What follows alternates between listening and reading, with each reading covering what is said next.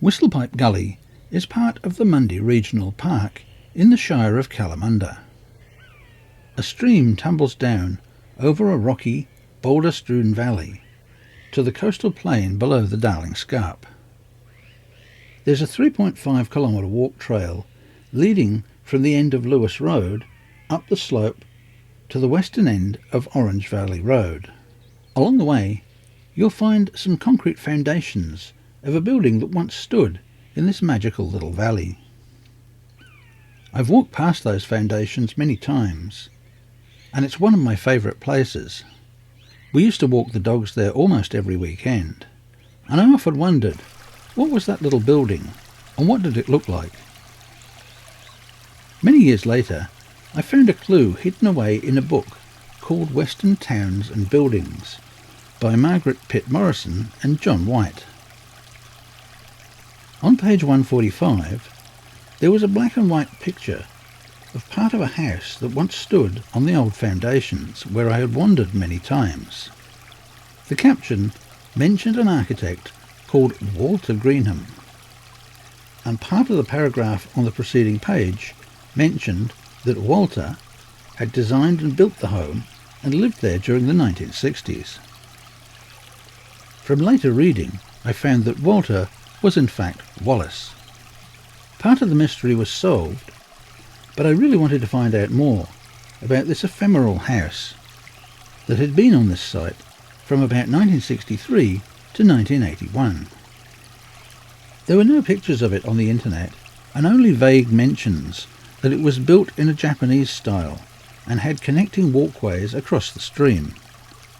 The house had apparently incorporated the granite boulders in its structure, and the whole concept had been to make the building one with its surroundings in a style known as organic architecture. Power to the house was supplied by a Penton wheel that Wallace had designed himself. The Penton wheel had originally been invented in the 1870s by Lester Allen Penton. It's a type of impulse water turbine. Descriptions of the house included trees growing up through the floor, slope roofing with raw timber beams, suspended walkways, with the central feature being the rushing water of the stream. It sounded like a place of real beauty and magic.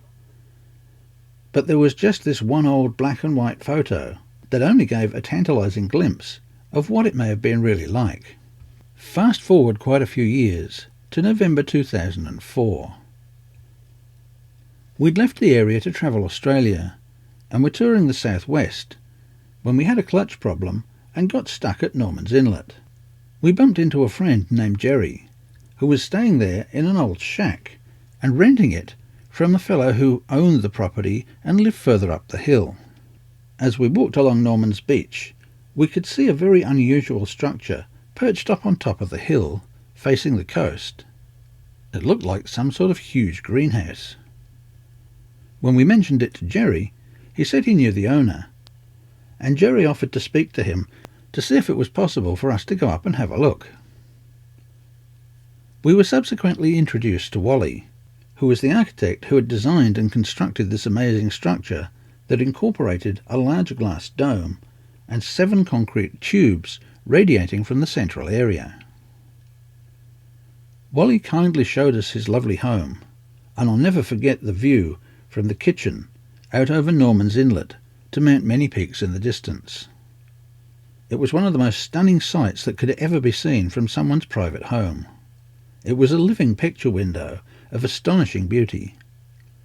I could only imagine what it would have been like to live there and look out over the many moods of the ocean on a daily basis. Fast forward again to 2016, and I found an article about the Whistlepipe House on an internet site. It mentioned the architect as Wallace Greenham, and it also mentioned the dome house near Albany. I realised then that I had actually met the designer and owner of the building I had wondered about for so long, and I didn't even know it.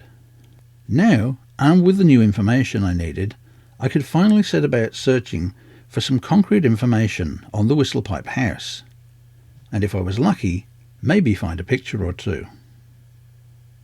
It didn't take too long before I found a link to Wally's daughter, and once I explained my interest in the Whistlepipe house, she kindly emailed me a number of photos.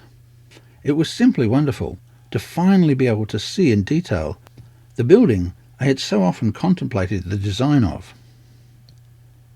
I could never have imagined just how lovely it was. Now at last I'm able to share this with everybody who has walked along Whistlepipe Gully and has wondered what that building once was. My sincere thanks to Wally's daughter Perry for the black and white photos shown in this video, and to Reese Brown for the coloured photos.